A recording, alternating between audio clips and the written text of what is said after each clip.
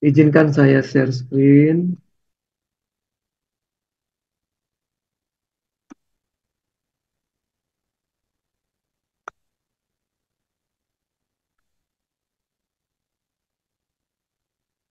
Oke, bisa terlihat ya. Sangat jelas terlihat. Sangat jelas. Malam ini temanya adalah kehilangan terbesar. Nah, kita ini sering sekali merasa kehilangan sesuatu itu hanya ketika kita membutuhkan. Ya, dan ketika kita butuh, kita nggak menemukan, kita rasa, waduh, ini kita kehilangan sesuatu yang berharga ya, apapun itulah, ya, barang begitu yang jarang kita perlukan, kita taruh sembarangan, satu saat kita perlu, kita cari nggak ketemu, kita baru rasa itu berharga, ya. Selama kita tidak membutuhkan, walaupun barang tersebut berharga, ya kita nggak merasa kehilangan barang tersebut ya. Kalaupun barang tersebut tidak ada, karena kita lagi nggak butuh. Nah ini kehilangan sesuatu ya yang kita rasa itu berharga tidak selalu diukur dengan uang ya. Ya, karena tingkat kebutuhan itu kadang bahkan tidak tergantikan dengan uang. Kira-kira minggu lalu lah ya, minggu lalu itu ada teman saya jauh lebih tua lah umurnya dari saya. Tapi saya yakin kayaknya sih belum sampai 70 ya. Belum sampai 70. Dulu saya itu suka, orang bilang main anjing ya. Main anjing ini saya pelihara. Ada Herder ya, German Shepherd gitu. Ada Rottweiler gitu. Nah orang ini namanya almarhum ya, Pak Libihian. Dia dulu juri. Juri kalau ada perlombaan-perlombaan untuk anjing ras ya. Dia juri, dia kenal baik dengan saya. Bahkan dulu ketika saya masuk di dalam kepengurusan itu, karena saya orang baru, banyak yang membuli lah begitu, beliau yang menyemangati, maju terus Ron, maju terus gitu ya. Walaupun akhirnya sekarang saya nggak aktif, karena memang saya nggak punya lahan lagi untuk memelihara anjing besar gitu. Tapi beliau meninggal minggu lalu, tidak ada kabar sakit begitu. Tapi yang saya tahu kemudian adalah, oh ternyata saya pernah mengucapkan juga bela sungkawa karena istrinya itu meninggal kira-kira setahun yang lalu begitu. Istrinya setahun yang lalu meninggal, kemudian beliau nyusul. Beliau nyusul. Memang banyak sekali, saya juga rasa begitu, buat bapak ibu yang sudah seumuran gitu ya, punya anak yang sudah besar-besar, sudah SMA begitu atau kuliah, itu kerasa kita kehilangan. Karena cepat sekali waktu berlalu dan mereka sudah punya pergaulan tersendiri yang kadang-kadang susah diajak untuk bareng dengan kita ya sebagai orang tua. Mau makan bareng aja udah nggak mau, kita sudah ada acara sendiri gitu ya. Kita udah mulai rasa kesepian. Pada akhirnya pada satu titik tinggal kita berdua lagi nih. Suami istri ya tinggal berdua lagi. Sehingga ketika ditinggal oleh salah satu pasangan, rasa kehilangan itu besar sekali. Ya, dia rasa sendiri ya, terus kehilangan gairah hidup, kehilangan tujuan. Ya akhirnya hidup ini hambar begitu, hampa gitu, nggak ada aktivitas yang bisa membuat dia semangat lagi, dan biasanya nyusul. Umurnya biasanya nggak lama, ya dia nyusul uh, pasangan yang sudah meninggalkan terlebih dahulu. Gitu. Kalau dia rasa memang pasangan hidupnya itu harta yang sangat berharga gitu, dia rasa kehilangan sekali. Ya, walaupun sebetulnya teman ngobrol, karena pagi ngobrol sama dia, siang ngobrol sama dia, malam sebelum tidur ngobrol sama dia. Kehilangan teman ngobrol begitu. Ya. Ya beda dengan orang yang kita tahu mungkin ya tidak terlalu merasa kehilangan ya. Pasangan meninggal ya hitungan hari jangan-jangan kawin lagi gitu ya. Itu ada juga yang begitu ya. Tapi saya rasa begitu ya. Saya rasa mulai kehilangan. Aduh, anak saya sudah jauh-jauh gitu. Kadang-kadang saya cuman just say hello. Sekarang dengan teknologi itu kita agak terobati. Rasa rindu kita yang agak terobati. Kita bisa telepon mereka ya. Kadang-kadang anak saya itu telepon bisa sejam gitu. Dia sambil mengerjakan sesuatu, kita mengerjakan sesuatu, ngomong aja ya kayak kayak di sebelah kita gitu ya, ngobrol gitu ya. Nah, jadi kembali ke kondisi-kondisi yang kita alami hanya orang yang sadar bahwa sesuatu itu berharga, dia pasti akan menjaga. Tapi kalau dia nggak sadar bahwa sesuatu itu berharga, dia boro-boro menjaga. Ya, hilang pun dia nggak rasa kehilangan begitu. Tapi kalau sesuatu itu rasa sangat berharga, bahkan kita bisa berkorban apapun untuk coba menyelamatkan sesuatu yang berharga. Ya, kalau kita orang tua, kita punya anak, anak sakit, kita berharap kalau bisa kita yang sakit, kalau bisa kita yang sakit. Tengah malam panas step gitu misalnya ya, sampai kejang gitu. Wah, kita sudah lakukan apapun, bawa ke IGD, tungguin, nggak tidur gitu misalnya ya. No, we do everything. Kita lakukan segala sesuatu, berkorban apapun untuk menjaganya. Ada hal-hal yang lain misalnya apa? Ada orang tua ya, kita punya orang tua kadang nggak mau jual loh ya, rumah waktu zaman kita kecil rumahnya reot gitu, aduh nggak layak banget ya. Kita anak sudah rasa mampu, kita menyediakan rumah yang lebih baik. Mereka nggak mau pindah. Mereka nggak mau pindah. Mereka nggak mau kehilangan apa sih yang di situ di, dipertahankan. Cuma kenangan gitu. Kenangan. Ya bahwa di situ mereka orang tua membesarkan kita, mereka punya tetangga dan hal-hal yang lain yang tidak bisa dibeli dengan uang. Gitu. Begitupun kita gitu. Tapi ada yang lucu lagi misalnya saya punya saudara itu, dia tidak pernah mau kehilangan bantal. Ini betul-betul bantal. Bantal yang sudah bentuknya sudah kumal, ya, bau, warnanya juga sudah coklat, mungkin dia banyak sambil tidur juga ngeces sana sini, tapi dia tidak bisa tidur kalau tidak bawa bantal itu. Kemanapun dia pergi, dia bawa bantal itu. Keluar kota, dia bawa bantal itu. Padahal sudah mahasiswa. Padahal sudah mahasiswa. Sampai ketika orang tuanya itu saking keselnya, nggak peduli. Bantalnya itu yang sudah kumal dia buang. Dia nangis, nggak bisa tidur beberapa hari. Dia nangis. Kok mama jahat banget ya? Bantal kesayangan saya yang dari kecil saya tidur dengan bantal itu dibuang. Apa sih harga bantal gitu? Tapi dia rasa kehilangan betul untuk hal-hal seperti itu. Untuk hal-hal yang menurut kita yang sudah paham, saya berharap paham kebenaran, sangat fana begitu, ya, sangat fana. Bahkan mungkin ukuran orang dunia itu pun nggak ada nilainya. Toh orang mempersepsi sesuatu itu berharga sangat subjektif, sangat subjektif. Ya, kalau bicara dengan orang yang ateis ya, ya dia cuma hidup ini cuma jaga kesehatan, yang dihargai cuma kesehatan, misalnya. Dia jaga gimana nggak sakit, pekerjaan, karena dia berpikir bahwa pekerjaan adalah hasil murni usaha dia, bukan hasil berkat dari Tuhan gitu. Ya hanya ada di lingkungan itu saja, seputar itu aja hidupnya. Ya, dia hanya jaga itu. Kadang-kadang saya pikir, wah susah juga ya. Kita memahami orang ateis itu susah. Orang ateis memahami kita, orang yang teis juga susah. Ya, kok percaya begitu ya? Menurut mereka gitu, kok percaya konyol banget gitu. Tapi kita juga sebaliknya.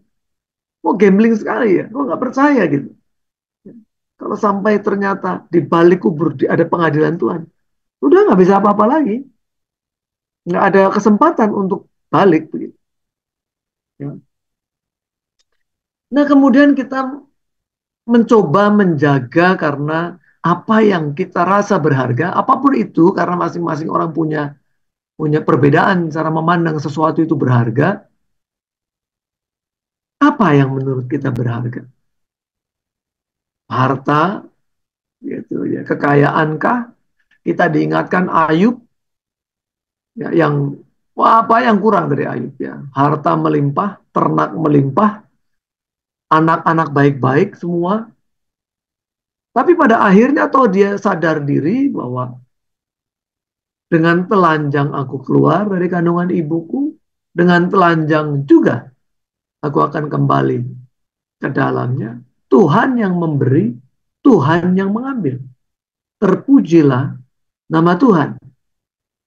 Nggak ada gitu ya. Kita lahir nggak bawa selembar benang pun, kita kembali juga tidak membawa selembar benang pun. Akhirnya tuh begitu. Jadi apapun yang kita pikirkan, kita tumpuk di dunia ini, akhirnya toh kita tidak bisa juga menikmati setelah itu. Di masa hidup yang singkat ini saja kelihatannya kita menikmati. Toh kalau sudah tua, mau jalan susah, malas gitu ya. Kemana-mana akhirnya malas. Ya. Pekerjaan, pangkatkah gitu yang sampai orang rela korupsi, ya.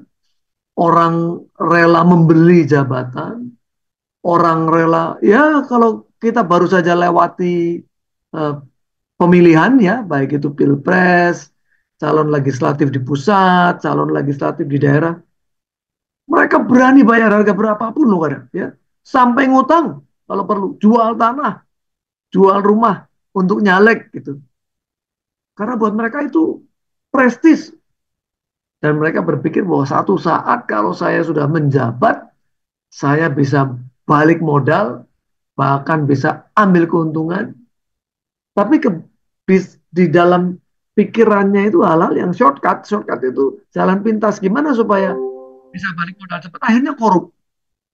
Ya, saya diskusi di grup, itu korup. Jadi jangan berpikir bahwa orang supaya nggak korup, gimana? Kasih gaji tinggi. Siapa bilang? Begitu orang dikasih gaji tinggi, gaya hidupnya berubah. Orang dengan gaji tinggi, gaya hidupnya berubah. Maka dia korupsinya nggak kecil lagi. Untuk memenuhi gaya hidup yang tinggi, dia korupsi dengan yang lebih tinggi lagi. Itu mental. Jadi korupsi itu mental. Bukan masalah kebutuhan ya. Bahwa kalau sudah bisa makan cukup. Enggak.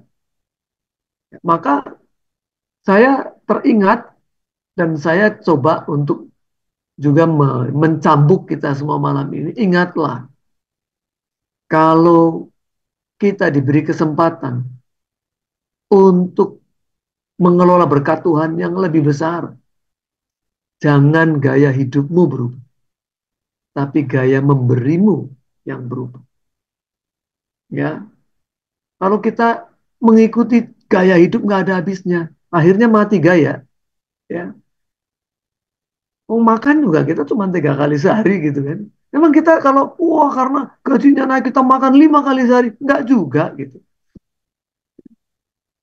Kendaraan gitu. Lo kendaraan yang kita cari apa sih? Oh ganti pelek, ganti pelek. Emang tambah cepet nggak juga gitu, biasa aja. Oh naik juga macet. Yang penting nggak kehujanan, nggak kepanasan, cukup lah gitu misalnya. Ya. Jadi kemudian kita ditampar juga dengan banyak kejadian yang kita kemudian sadar diri. Oh kalau kita diberkati jangan-jangan memang saatnya kita memberi lebih, banyak orang yang perlu kita bantu gitu ya. Bukan kitanya kemudian jadi berubah gaya hidup ya. Bahkan untuk pangkat orang bisa menjual Tuhan.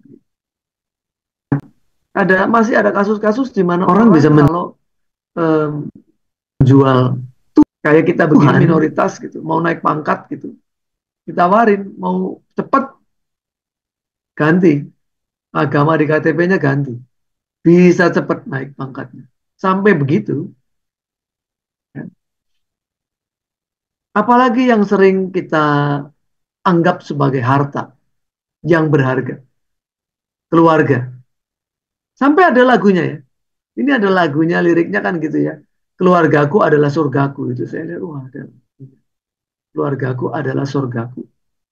Sehingga ketika ada masalah di dalam keluarga, bahkan kita menganggap orang-orang di dalam keluarga itu memang sangat berharga, kita kehilangan itu. Orang bisa kemudian sampai mengutuki Tuhan, sampai bisa mundur dari Tuhan.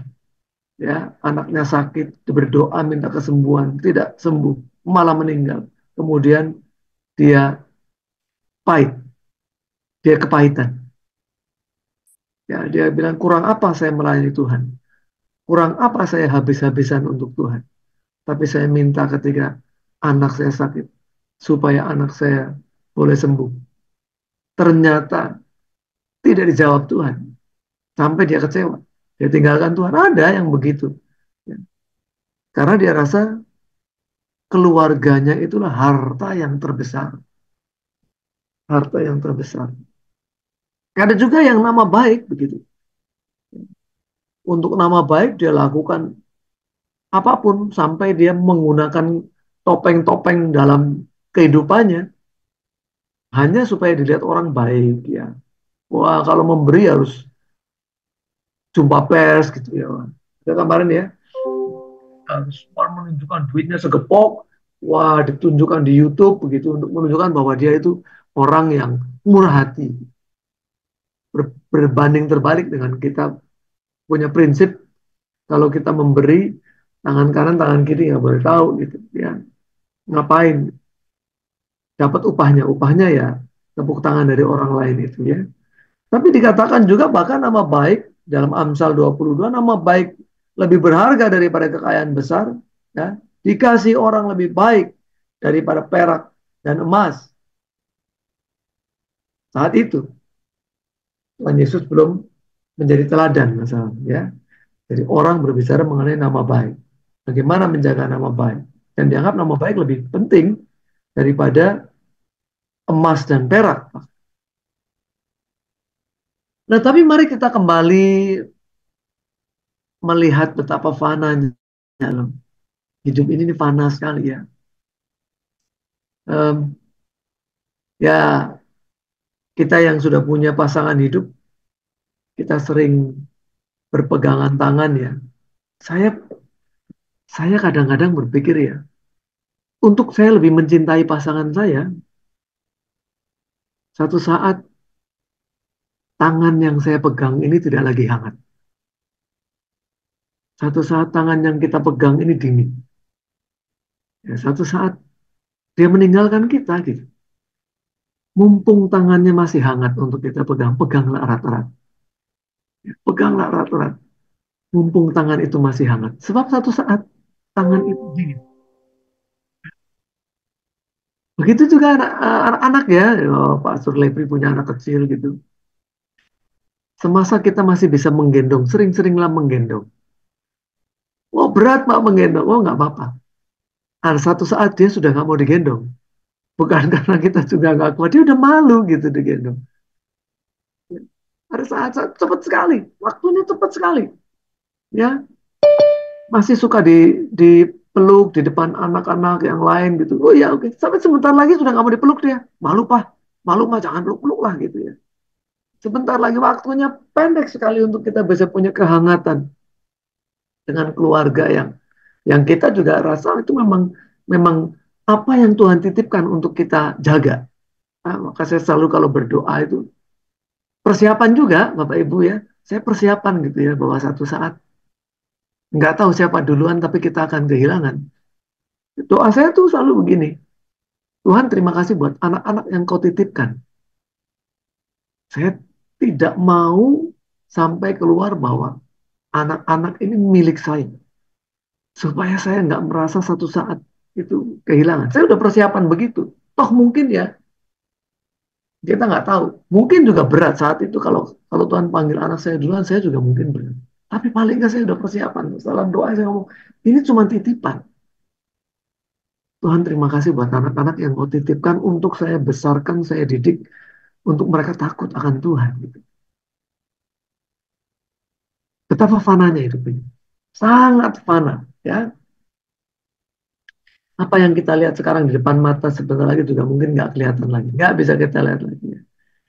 Lukas 12 ayat 20, tetapi firman Allah kepadanya, hai engkau orang bodoh, pada malam ini juga jiwamu akan diambil daripadamu.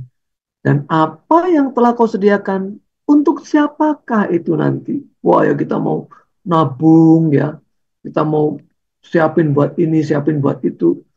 Saya pernah ceritakan ya, nah, teman saya tanya ke saya itu, tanyanya saya pikir loh, heran juga dia tanyanya, menurutmu gimana ya? Kalau warisan itu enaknya gimana Ron?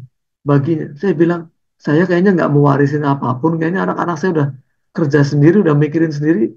Ya yang ini kita bagi-bagi aja lah mungkin ke orang-orang yang perlu. Banyak panti asuhan apalah gitu ya. Demikianlah jadinya dengan orang yang mengumpulkan harta bagi dirinya sendiri. Jikalau ia tidak kaya di hadapan Allah. Pada akhirnya mati ya. Nggak tahu siapa yang menikmati. Jangan-jangan malah pada berkelahi kali rebutan warisannya. Saya nggak mau supaya nggak berebut, ya udah nggak ada warisan. Kita nggak berebut. Wahyu 3 ayat 18. Maka aku menasihatkan engkau, engkau membeli daripadaku emas yang telah dimurnikan dalam api. Ingat ya kita belajar beberapa waktu lalu. Agar engkau menjadi kaya dan juga pakaian putih kekudusan supaya engkau memakainya agar jangan lagi ya dulu kita hidup dalam kodrat duniawi yang memalukan, ketelanjanganmu yang memalukan itu, dan lagi minyak untuk melumas matamu supaya kita tidak salah menempatkan prioritas dalam hidup ini, supaya engkau dapat melihat mana yang baik, mana yang berkenan, mana yang sempurna. Bahkan seluruh dunia ini sebetulnya, yang kita bicara mengenai kefanaan, seluruh dunia ini, itu lambang itu kalau di matematika itu jauh lebih kecil, sangat-sangat kecil. Ya, kalau cuma satu kan lebih kecil. Kalau dua itu jauh lebih kecil dibandingkan dengan betapa berharganya hidup di hadirat Bapa di surga. Selamanya kok. Hidup di hadirat Bapa di surga itu selamanya. Di dunia ini pendek sekali dibanding kekekalan. Nggak ada. Nggak bisa dibandingkan. Ya. Istilahnya apa? Seperti debu di dalam debu. Bayangin loh, di dalam debu itu debunya lagi. Yaitu betapa fananya kita. Bersyukur kita masih dijadikan biji mata Tuhan. Kok bisa ya? Saya yang cuma debu dalam debu ini kok masih dipelihara Tuhan. Maka ketika di dalam pencobaan di atas pada waktu Tuhan Yesus mau memulai pelayanan setelah dia berpuasa 40 hari 40 malam. 3 kali dicobai. Pada akhirnya pencobaan yang ketiga. Iblis membawanya pula ke atas gunung yang sangat tinggi dan memperlihatkan kepadanya semua kerajaan dunia dengan kemegahannya. Dan berkata kepadanya, semua itu akan kuberikan kepadamu jika engkau sujud menyembah aku. Maka berkatalah Yesus kepadanya, enyahlah iblis, sebab ada tertulis engkau harus menyembah Tuhan Allahmu dan hanya kepada dia sajalah engkau berbakti. Di dalam ayat-ayat ini terbukti bahwa Tuhan kita yang sekarang sudah menjadi Tuhan dan Raja, Yesus pada saat menjadi manusia, murni dia manusia. Kalau dia Allah, iblis tidak akan berani menawarkan ini. Ya, dia betul-betul manusia, dicoba dijatuhkan iblis, ditawari, dunia ini bisa jadi milik. Tapi Tuhan Yesus karena ketaatannya, yang menang, gitu ya, yang menang. Nyala iblis. Ada tertulis engkau harus menyembah Tuhan Allahmu dan hanya kepada dia saja engkau berbakti. Wah luar biasa ya. Dan menang dan kemudian malaikat melayani Tuhan Yesus. Di dalam Markus 8 ayat 36 sampai 37. Apa gunanya Seorang memperoleh seluruh dunia, tetapi ia kehilangan nyawanya. Suhe, roh yang Bapa tiupkan, ya. Maka di bagian dalam hidup kita ada roh Allah gitu. Tapi kalau kita memilih jalan yang lain, hilang itu, roh Allah nggak akan lagi ada di dalam hidup kita. Kita terhilang selamanya. Itu kengerian yang paling mengerikan. Apa yang dapat diberikan sebagai ganti nyawanya? Nggak ada, nggak ada. Ini point of no return. Kalau ada orang yang menggadaikan nyawanya untuk kenikmatan dunia yang sesaat, nggak bisa ditebus lagi. Sudah selesai penebusan sudah dilakukan Tuhan Yesus. Apalagi Tuhan Yesus suruh mati yang kedua kali, ya, untuk menebus lagi kan nggak mungkin. Sudah, maka kita jaga keselamatan itu dengan takut dan gentar. Ya, nggak ada lagi soal yang mau berkorban menebus kita. Kita sendiri yang bertanggung jawab atas anugerah keselamatan yang Tuhan percayakan. Harta yang sesungguhnya, jadi kita bicara harta, supaya kita tidak tersesat, kita tidak silau dengan dunia ini dan kemudian salah langkah. Lukas 16 ayat 11 sampai 12. Jadi, jikalau kamu tidak setia dalam hal mamon yang tidak jujur, ya, apa yang dipercayakan kepada kita, siapakah yang akan mempercayakan kepadamu harta yang sesungguhnya? Kalau kita tahu bahwa yang dipercayakan ini adalah harta yang sesungguhnya, kita jaga baik. Kita nggak akan pernah kehilangan arah, ya. Dan jikalau kamu tidak setia dalam harta orang lain, siapakah yang akan menyerahkan hartamu sendiri kepadamu? Ya, harta yang sesungguhnya apa gitu? Bolak-balik kita diingatkan harta yang sesungguhnya itu kebenaran yang membawa pada hidup yang kekal. Harta yang sesungguhnya dalam bahasa Yunani itu kan aletheia, kebenaran, ya, kebenaran. Karena kebenaran inilah yang akan memerdekakan kita. Kita tidak lagi hidup dalam belenggu-belenggu dunia. Kita akan dengan keberanian, karena kebenaran ini kita berani mengambil keputusan mana yang harus kita lepaskan, mana yang kita harus potong dari daging ini, mana yang harus kita pertahankan. Kita berani untuk mengambil keputusan mana yang fana yang mesti kita lepaskan, rela lepaskan, mana yang gak akan pernah kita lepaskan, sekalipun taruhannya nyawa di dunia ini.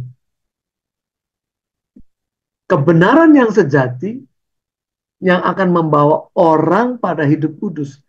Maka banyak sekali orang yang kemudian mencibir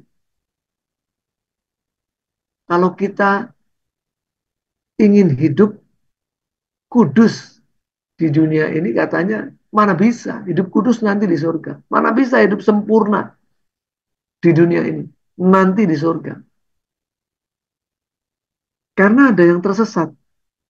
Padahal kebenaran yang sejati ini yang harus kita jaga, yang harus kita teladani. Enaknya sekarang sudah ada teladan yang nyata begitu. Orang-orang di dalam perjanjian lama itu sulit, maka mereka harus hidup dituntun oleh hukum.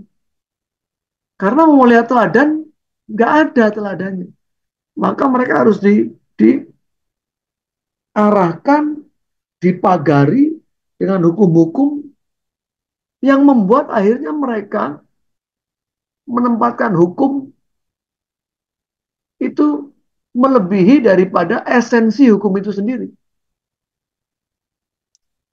Ya kan? Menempatkan hukum melebihi dari esensi hukum itu sendiri, ya contohnya apa? Membawa orang yang kedapatan berzina untuk tujuannya melempari batu sampai mati, dirajam misalnya itu.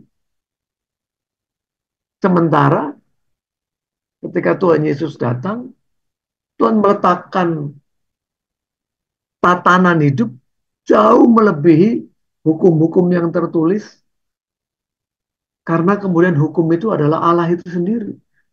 Dan itu nggak mungkin bisa kita punya rasa gitu bahwa ini yang benar, hati nurani kita kemudian menjadi sangat peka gitu, sangat tajam gitu. Kalau kita tidak menjadikan kebenaran yang sejati ini harta yang sesungguhnya,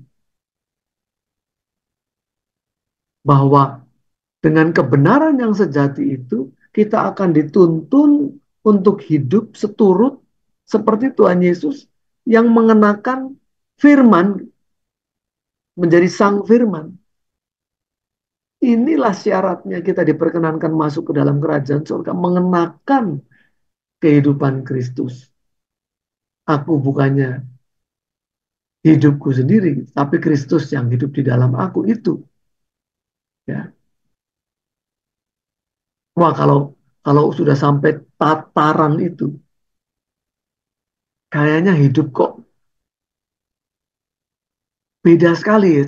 Cara kita melihat kehidupan itu sangat berbeda dengan orang dunia. Kalau kita membandingkan gitu ya, orang yang tidak percaya Tuhan saja juga kerja dan mereka bisa diberkati gitu ya. Dalam tanda kutip diberkati. Mereka juga kerja kok diberkati. Kemudian apa bedanya dengan orang yang percaya kepada Tuhan? Jangan sampai, oh kalau orang yang percaya Tuhan kerjanya nggak usah sepenuh hati, setengah-setengah diberkati. Itu ajaran yang sesat gitu, yang nggak memberikan teladan yang benar. Kalau orang yang tidak percaya Tuhan, dia bekerja, dia giat, tujuannya cuma satu, dinikmati. Dinikmati hanya saat ini saja. Saya kemarin itu diajak makan ya, ada prinsipal saya dari China, itu senangnya makan. Bang. Jadi kalau ada teman-teman di sini yang kerja kebetulan berhubungan dengan eh, orang dari China itu senangnya makan, ngajak makan malam gitu. Wah kalau makan juga, aduh, orang kita semua makan bertiga, makannya banyak sekali yang dipesan sampai saya ngelihat belum makanannya udah kenyang. Aduh apa nggak sayang ya? Apa nggak sia-sia ini makanan nanti banyak yang dibuang? Kita cuma bertiga, apalagi kalau malam saya tuh makannya sedikit, Bapak Ibu. Saya makannya tuh sedikit. Nah, udah malas makan nasi juga, kita mau tidur ngapain makan nasi? Makan sedikit aja mau tidur. Tapi itu dia pesan banyak. Kemudian dia cerita, tahu nggak Roni, kita itu kalau di sana hidup ya untuk makan, gitu ya. Hidup ya untuk makan. Wah, terus kemudian saya lihat memang ya gaya hidupnya memang untuk menikmati kemewahan di dunia seolah-olah habis itu udah selesai. Nggak ada lagi yang bisa dinikmati setelah mati. Gitu. Maka mereka kan gitu ada uang sedikit, wah mobil mewah. Saya kadang-kadang gede-gede. Ini perusahaan kecil cuman begini tapi wah bosnya pakai mobil mewah benar. Gitu. Ya tapi itulah yang mereka lihat karena mereka melihat hanya sampai kuburan gitu. Seolah-olah berakhir. Ya, mereka menikmati benar, Bapak. Maka kemudian cara kita memandang ketika kita mempunyai kebenaran yang sejati, harta yang sesungguhnya, firman kebenaran yang membebaskan kita dari belenggu hidup yang fana ini. Kita melihat apapun yang kita lakukan, seberapapun yang Tuhan percayakan untuk kita kelola, kita kelola sebaik-baiknya untuk kemuliaan Tuhan aja. Nggak ada digunakan untuk mewah-mewahnya kita. Wah, apa begitu hidup kemudian menjadi membosankan? Enggak tuh, hidup sangat kita nikmati gitu. Ya. Makan pagi saya selalu makan cuma sayur, telur, jus. Apa nggak bosan? Enggak, nikmat banget kita menikmati gitu. Ya nggak kemudian jadi, waduh kayaknya kok jadi hidup membosankan. Enggak juga, kita menikmati juga. Karena kita sudah bisa melihat jauh daripada cuma di lidah. Tuhan mempercayakan saya tubuh, saya mesti bertanggung jawab. Saya mesti jaga kesehatan untuk saya bisa optimal dalam bekerja, dalam berkarya. Dan kita kemudian melihat segala sesuatu itu dengan cara pandang yang berbeda gitu. Ya, oh, orang misalnya masih banyak sekali ya. Terus saya punya teman-teman gembala ini, teman-teman gembala. Wah, kalau keluar negeri dia posting-posting di Facebook, wah naik pesawat, tiket aja dia foto gitu. Waduh, terus saya pikir, apa sih yang dicari gitu ya? Apa sih yang dicari gitu? Cuman ya saya kan nggak bisa menegur juga ya. Ya itulah gaya hidupnya dia. Jadi orang yang bahkan sudah di ladang pelayanan pun bisa keliru memahami kebenaran. Dia rasa dia sudah benar, tapi buat saya sama sekali nggak memberikan teladan gitu ya, nggak memberikan teladan. Sampai satu saat saya pernah dari luar negeri gitu ya, saya mau bawa oleh-oleh buat bapak ibu gembala lah gitu ya. Begitu saya lihat, karena musim liburan kan sering mungkin di beberapa orang ada yang ke Singapura lah mungkin gitu ya, jemaat. Wah, itu oleh-olehnya difoto, di posting-posting di Facebook gitu. Terima kasih dari bapak ini, wah ada eh, kadonya, ada coklat, ada apa segala macam. Sampai saya nggak jadi ngasih loh. Itu sampai Roh Kudus itu bilang nggak tepat gitu, nggak jadi saksi yang baik, nggak menguatkan iman, malah melemahkan iman. Aduh, malu saya. Udah nggak jadi deh. Kita bagi-bagi sama orang lain aja deh. Karena saking em, ya mungkin nggak tahu ya. Jadi saya melihat sesuatu sekarang dari agak berbeda gitu, Bapak Ibu Saudara. Kok begitu amat ya gitu. Ada banyak sekali kisah-kisah ya kalau saya lihat. Aduh, jadi kalau saya lihat kita ini mau jadi batu sandungan atau mau jadi batu lompatan. Saya sudah mulai berpikir bahwa kita ini harus jadi batu lompatan. Teman-teman kalau jadi batu lompatan itu diinjak loh teman-teman. Untuk jadi lompatan itu kita diinjak. Kemudian orang melompat. Tapi kita membantu loh. Bayangin ya, kita harus sampai segitunya. Kita harus siap untuk diinjak, tapi membuat orang diselamatkan. Membuat orang bisa bisa mencapai level yang lebih baik. Daripada jadi batu sandungan. Batu sandungan itu menjegal orang. Menjegal. Membuat orang jatuh. Matius 5 ayat 20. Maka aku berkata kepadamu, jika hidup keagamaanmu tidak lebih benar. Ini lagi-lagi ya. Bukan masalah tidak lebih baik. Tidak lebih benar daripada hidup keagamaan ahli-ahli Taurat dan orang-orang Farisi. Sebab kalau diadu dengan orang-orang ini, ahli Taurat dan orang-orang Farisi, wah, betapa tingginya, ya, betapa tingginya syarat yang mereka sudah bisa lalui. Ya sampai sampai kalau kita lihat orang-orang Yahudi sekarang itu kan ketat sekali dari saudara kita kaum Muslim itu mungkin mereka jauh lebih lebih banyak lagi aturannya, ya, lebih banyak lagi aturannya. Kalau sudah hari Sabat jalan aja sudah diukur harus jalan cuma bisa maksimum berapa, nggak boleh gendong anak juga. Terus pokoknya saking ketatnya sampai kita rasa jadi kayak bukan manusia gitu. Sebab kemanusiawinya udah hilang. Itu tadi ya, hilang esensinya. Jadi hukum itu dibuat sebetulnya apa? Kalau saya belajar dari ahli hukum ya, hukum itu dibuat untuk tiga tujuan. Satu, untuk memberikan kepastian. Dua, untuk memberikan keadilan. Tiga, untuk memberikan manfaat. Jadi hukum itu dibuat untuk memberi manfaat. Kalau nggak ada manfaatnya nggak usah dibuat hukum. Tapi ini bayangkan, hukum itu dibuat yang pada akhirnya justru membuat orang tidak lagi menjadi manusia. Mengerikan karena hukum itu kemudian dilakukanlah hal-hal yang melebihi dari nurani manusia. nuraninya dimatikan. Udah hukumnya bunyinya begitu, ya sudah. Oh ini harus dilempari batu, ya udah lempari batu. Udah nggak usah pakai perasaan lagi, soalnya begitu ya. Dimatikan hati nuraninya. Maka kalau kita tidak bisa hidup lebih benar, ya, daripada kehidupan yang ditontonkan, dipertontonkan karena apa yang tertulis, sesungguhnya kamu tidak akan masuk ke dalam kerajaan surga. Kan mengerikan ya. Kita menganggap diri sudah sangat saleh karena wah very rigid, kaku gitu mengikuti setiap titik gitu sampai iota gitu ya dalam aturan-aturan itu. Ternyata pada akhirnya nggak masuk ke dalam kerajaan surga.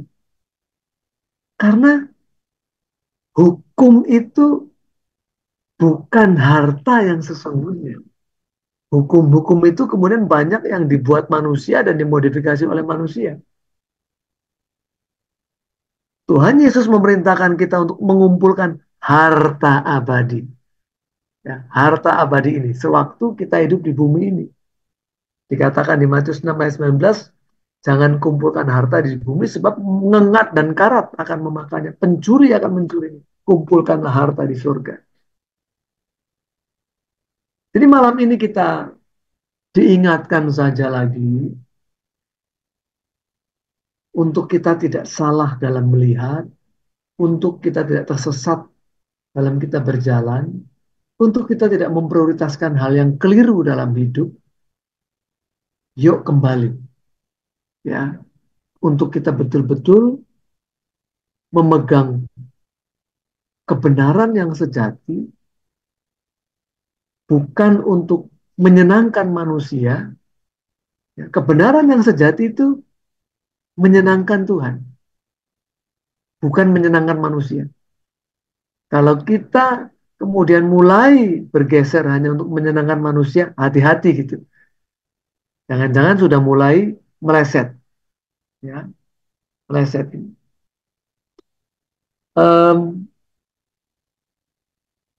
Beberapa waktu yang lalu saya dengar khotbah ini yang khotbah dari luar negeri. Di dalam bahasa Inggris itu ada 3 hal yang patut dicermati terkait dengan dosa begitu ya. Jadi ada yang disebut di dalam bahasa Inggris sin gitu atau dosa itu meleset ya. Itu yang kita sebut hamartia. 1, dosa itu kemelesetan. 2, itu ada yang namanya transgression dalam bahasa Inggrisnya. Namanya pelanggaran, transgression. Tapi ada lagi ya satu namanya iniquities. Iniquities itu adalah eh, kesalahan yang sengaja dilakukan dan tujuannya memang untuk mencelakakan, menyengsarakan, membinasakan orang lain. Maka di dalam beberapa dalam beberapa doa, Daud mengatakan begitu, ampuni sin, transgression, iniquities. Kemudian dibuat satu penjelasan gampangnya ngelihat dalam pertandingan sepak bola misalnya. Pertandingan sepak bola. Yang dimaksud sin itu ketika kita menendang bola dan tidak masuk gawang, meleset. Itu dosa. Tapi ketika kita melakukan pelanggaran, transgression, ya, kita melakukan offside, ya. Kita offside itu pelanggaran atau melakukan sliding keras, ya, pelanggaran gitu ya. Um, Apalagi handball itu transgression. Iniquities itu sengaja bagaimana mau mencederai lawan.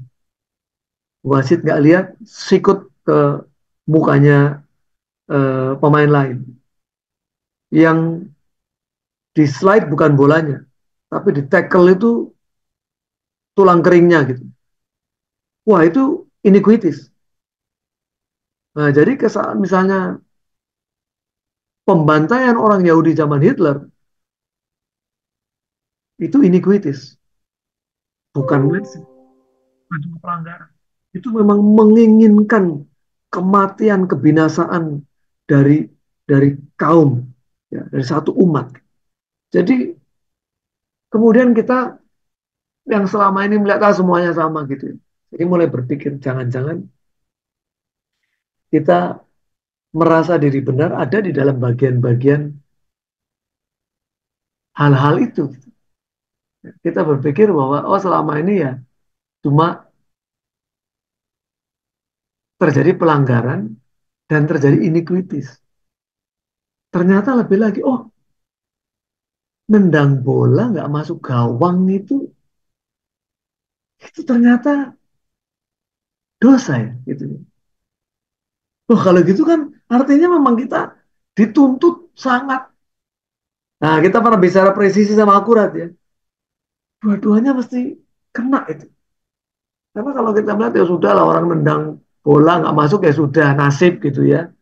Oh kita nggak bisa begitu. Dalam kehidupan iman kita itu begitu meleset aja dosa. Kita melihat dosa tadi cuma dua sebetulnya selama ini apa? Transgression sama iniquities. Kita melanggar perintah atau kita tadi ya membenci orang, kita berharap orang itu celaka gitu ya. Itu yang kita anggap dosa gitu. Apalagi sampai terjadi eh, tindakan-tindakan yang memang secara moral tidak berkenan itu betul-betul iniquities gitu misalnya atau transgression. Tapi sebetulnya sin itu tipis banget, tipis sekali. Yang kita rasa benar jangan-jangan itu masuk dari bagian dosa. Dan kita gimana kita tahunya gitu? Nggak ada cara lain kecuali bergaul erat tiap hari dengan Tuhan. Roh Kudus akan bicara. Udah nggak bisa pakai logika lagi. Udah nggak bisa pakai logika lagi. Karena kita sudah dalam tarafnya udah roh gitu. Membedakan roh misalnya gitu. Kita sudah bisa merasa gitu. Oh, aduh yang tadi saya lakukan itu udah keliru. Minta ampun tuh. Mungkin buat orang lain biasa-biasa aja. Tapi kita udah rasa nggak nyaman gitu ya. Jadi sangat tipis kita udah kalau istilah di ayak ya, disaring ada saringan besar, saringan kecil, sampai saringan yang tipis banget. Begitu sudah saringan sangat tipis itu kena angin udah hilang. Saking tipisnya kita sudah bisa bisa merasakan sebegitu sensitif gitu ya hatinya Tuhan. Oh, kita mau ke sana, kita mau terus ke sana. Ya. Belum, ya oke. Kita harus punya tekad untuk sampai kita punya harta yang sesungguhnya, kebenaran yang sesungguhnya, kebenaran yang membuat kita terus kerasanya kita rindu untuk hidup kudus, ya, hidup kudus. Sedikit aja ada sesuatu minta maaf sama Tuhan, ampun Tuhan, nggak lagi, ya, hidup mengenakan firman sampai kita boleh juga mencerminkan, memantulkan cahaya kemuliaan Tuhan. Amin.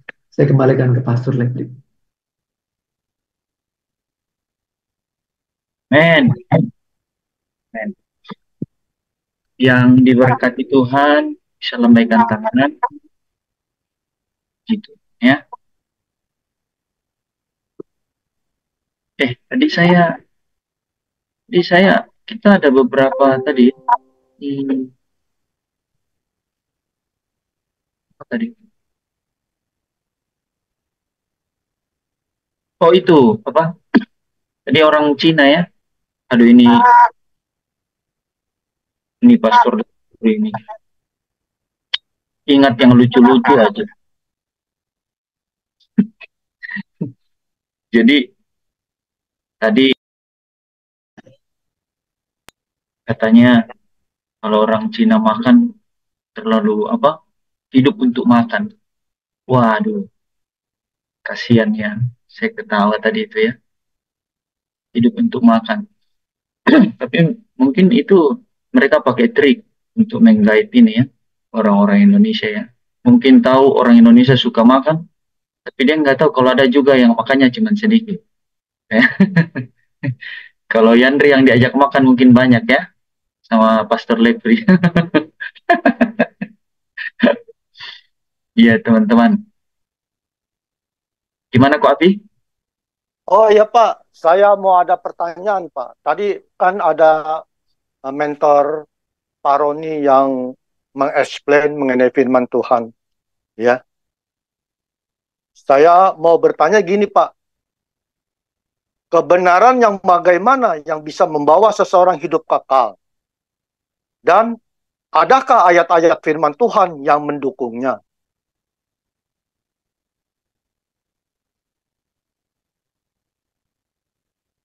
Terima kasih. Tadi dari Pak siapa ya?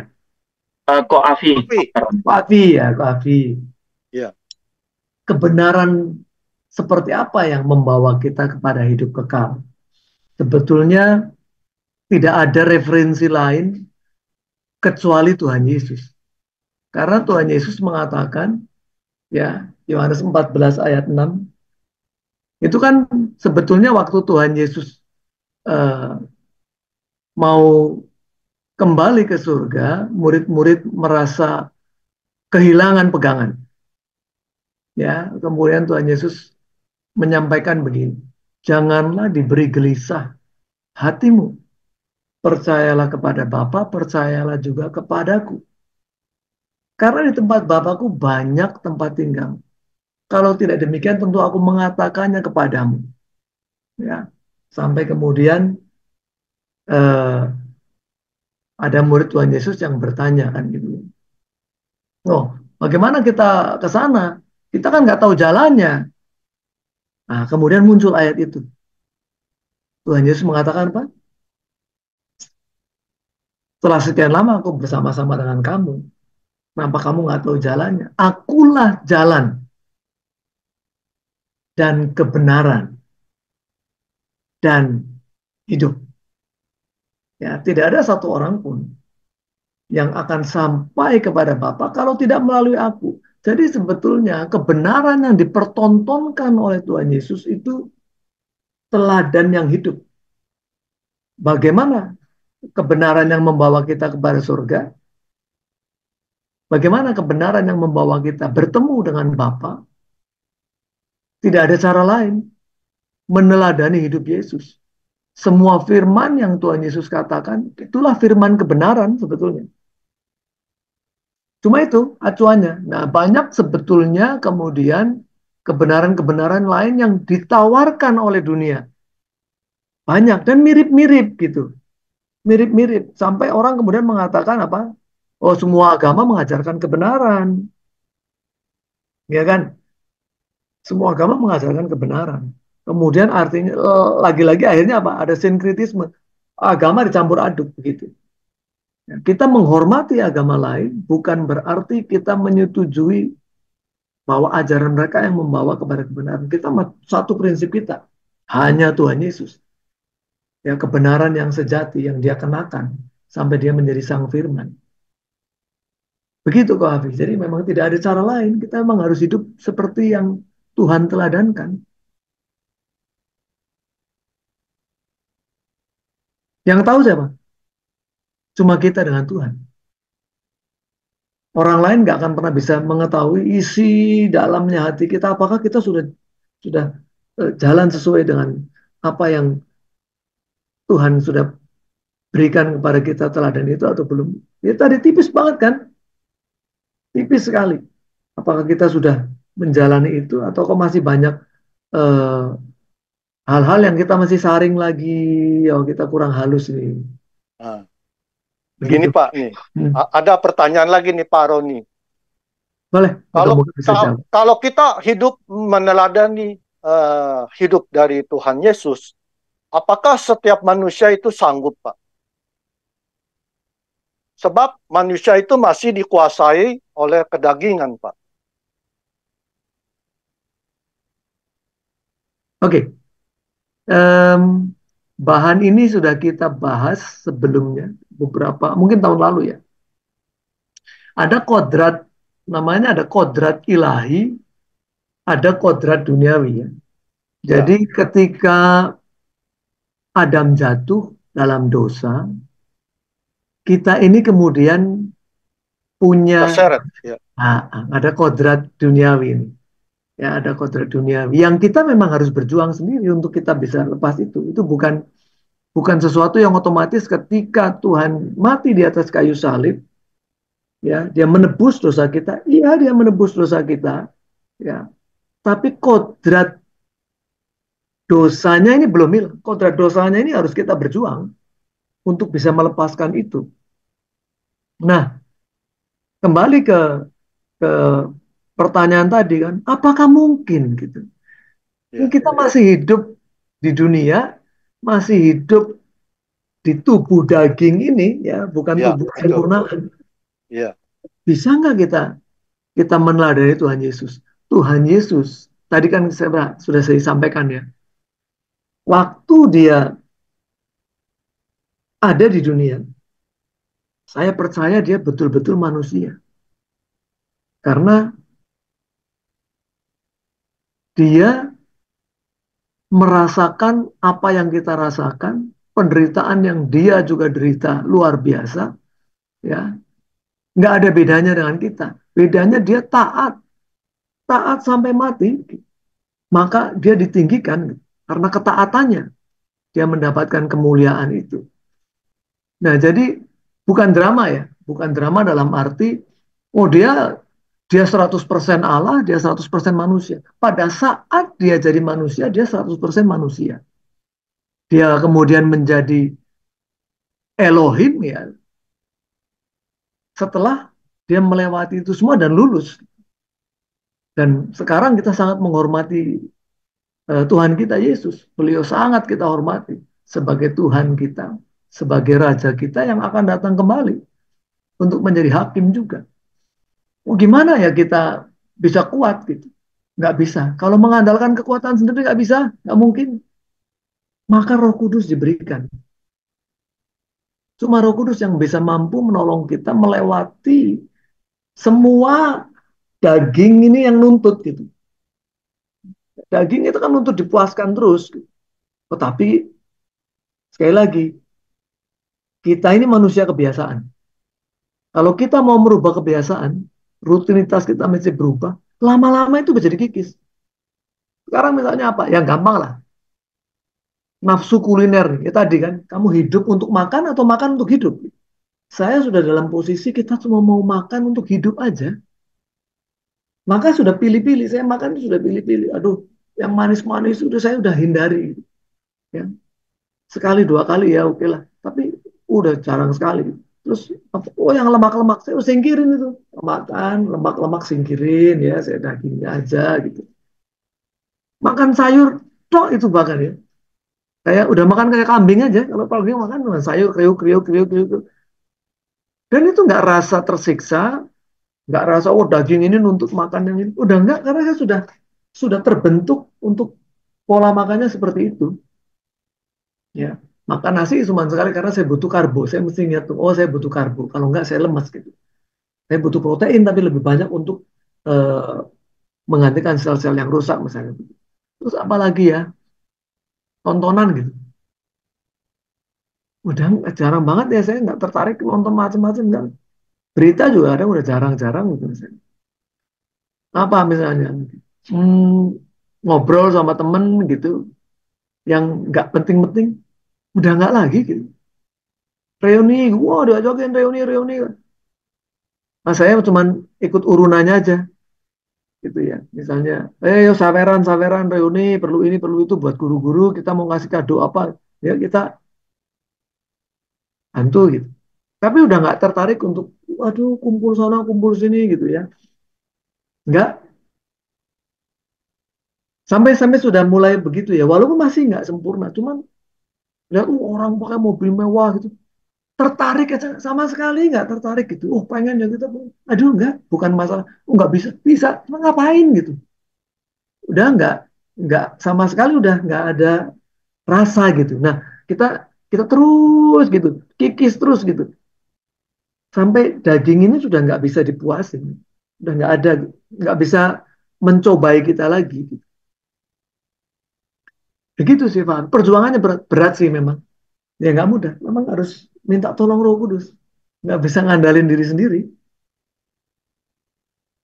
Mari berjuang sama-sama. Kita berjuang sama-sama untuk itu. Ya, terima kasih Pak Roni, terima kasih atas penjelasannya. Ya, ya, ya. Jangan putus asa Pak. Aduh, kata masih jatuh lagi ya. Aduh, minta ampun Tuhan, tolong Tuhan supaya nggak jatuh lagi. Gitu ya.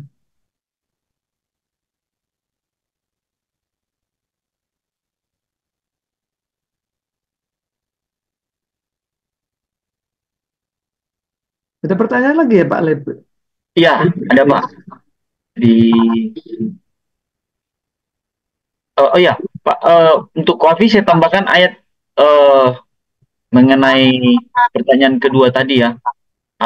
Saya dapat ayat mungkin bisa jadi referensi juga di eh, 1 Yohanes 5 ayat 3 ya, Kofi, bahwa sebab inilah kasih kepada Allah, yaitu bahwa kita menuruti perintah-perintahnya. Perintah-perintahnya itu tidak berat.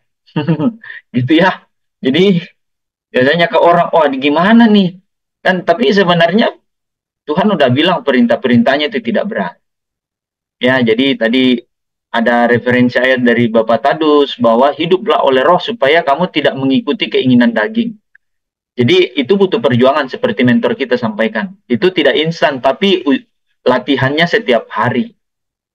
Wafi, tapi pasti bisa. Kenapa? Karena Tuhan sudah kasih kita Roh Kudus kan untuk menolong kita ya, dan yang memimpin kita kepada seluruh kebenaran. Gitu Wafi, tambahan.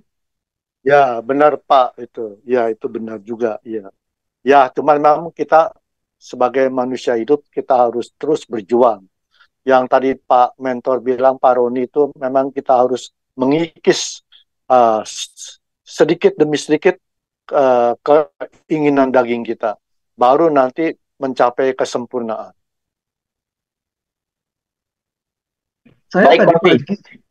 Saya tuh tadi pagi dapat WA dari teman saya. Teman saya ini posisinya mungkin cukup tinggi di Telkom lah ya. Telkom, dia senang banget belajar dia. Dia sudah selesai doktor di UI. Waktu dia ujian doktor, dan mau sebetulnya ujian doktor ya kayak ini juga ya, kayak formalitas ternyata. Saya datang. Tapi dia sekarang lagi sekolah doktor lagi di BINUS. Wah, dia akan dapat 2 gelar doktor. Doktor yang satu itu terkait dengan teknis, dokter yang kedua ini kayaknya lebih ke human resource. Gitu. Dia dipanggil untuk memberikan kuliah terkait dengan human resource. Ya, bagaimana supaya karyawan itu kemudian mau berubah dan sebagainya. Kemudian saya, seperti yang saya pernah sampaikan di sini, bahan itu saya sampaikan. Ada 4 level orang dalam menghadapi perubahan, gitu ya. Sampai kemudian orang itu bisa menikmati atau disiplin berubah itu tidak jadi berat. Yang dulu kan saya sampaikan ya. Orang itu bisa melakukan sesuatu itu karena takut, gitu. Karena takut dihukum, ya akhirnya dia taat. Ya, bangsa Israel itu masih di level itu. Pokoknya kalau nggak ikut, ya kamu dihukum. Ya, takut. Akhirnya ya orang taat firman karena takut dihukum.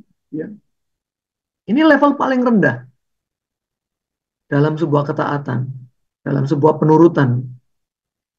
Yang kedua, itu kalau sudah mulai ada reward ini, ya orang itu mencari reward, mencari hadiah gitu ya. Oh kalau dia jualan lebih banyak, dia akan dapat komisi lebih tinggi. Wah dia semangat kerjanya gitu ya. Dia taat mengejar target karena ada rewardnya. Tapi ini juga nggak kuat karena begitu rewardnya diambil, dia lemes lagi. Yang tadi begitu hukumannya tidak ada, dia kembali liar, ya, tidak taat lagi. Nah, yang ketiga itu orang taat, disiplin karena dia tanggung jawab. Udah bagus nih, oh dia orang tanggung jawab kok, ya, dikasih tugas begini, tolong jagain, dia jagain tanggung jawab. Tolong jangan lakukan itu ya, ya karena tanggung jawabnya dia. Tapi orang yang hanya melakukan karena tanggung jawab tidak akan lebih daripada apa yang dipercayakan. Ya saya jaga cuma ini aja. Yang lain misalnya, oh saya jaga hanya gudang saya aja. Gudang sebelah kecurian ya bukan urusan saya. Walaupun saya lihat pencurinya masuk, saya biarin aja. Saya jagain tanggung jawab saya, gudang saya. Dia nggak akan keluar dari area yang menjadi tanggung jawabnya. Orang-orang seperti ini tidak akan bisa sempurna. Nggak akan excellent. Karena excellent itu melebihi dari apa yang diharapkan. Itu excellent. Bisa excellent, bisa sempurna itu tadi tuh. Ada ayatnya di situ. Yang di 1 Yohanes 5 ayat 3. Orang melakukan sesuatu karena kasih. Gitu. Kalau orang bekerja karena kasih, oh itu nggak ada matinya. Dia mengasihi perusahaan, dia bekerja dengan luar biasa. Dia mengasihi keluarganya, dia kerja luar biasa. Dia mengasihi Tuhan habis-habisan untuk dia iring Tuhan. Maka dikatakan di situ, perintah-perintahnya tidak berat kalau orang sudah mengasihi. Udah nggak berat lagi. Gitu. Oh saya ngasihi Tuhan kok, disuruh apa aja sudah enteng. Tapi memang harus mengasihi betul-betul gitu. Inilah kasih kepada Allah gitu. Kita nuruti perintah-perintahnya, perintah-perintahnya nggak berat. Kalau kita mengasihi Allah, kalau kita nggak mengasihi, berat. Ya, itu tambahannya. Wah, kiranya itu kesimpulan Ko Afi ya. Jadi itulah sebabnya materinya bahwa kebenaran itu yang jadi harta kita. Ketika kita jadikan kebenaran harta kita, ya pasti cinta kita deep and deep. Oh, lagunya semakin dalam ya. Nah, ketika kita mengasihi Tuhan ya pasti perintahnya tidak berat ya. Ko Afi gimana? Ya itu Pak, makanya kan dari mula kan ada pembahasan itu apa harta yang berharga, ya kan Pak. Nah harta yang berharga itu di dalam hidup kita itu yaitu Tuhan Yesus kita. Betul Ko Afi. Sip. Luar biasa Ko Afi. Terima kasih Ko Afi ya. Pak, malam ini Pak Daniel nggak nongol ya? Ada Pak, ada.